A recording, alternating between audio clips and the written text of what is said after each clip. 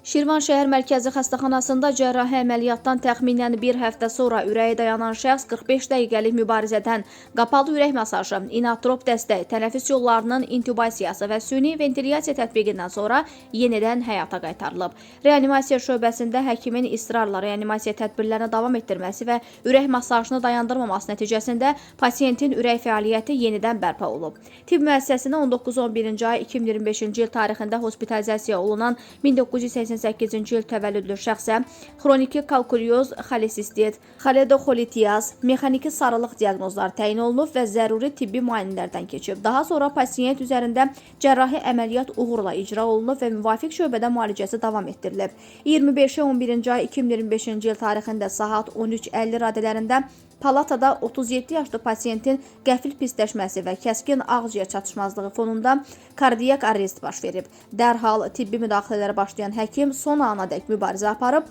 və nəticədə onun həyatını xilas edə bilib. Daha sonra pasiyentə reanimasiya şöbəsində respirator və hemodinamik dəstək davam etdirilib. Bir müddət nəzarətdə saxlanılan pasiyentin vəziyyətində mərhələli klinik yaxşılaşma müşahidə olunub, həyati təhlükə riski aradan qaldırılıb və ümumi vəziyyəti stabil qiymətləndirilib. Qeyd edək ki, 6 uşaq anası olan pasiyent artıq ambulator müalicə üçün evə buraxılıb.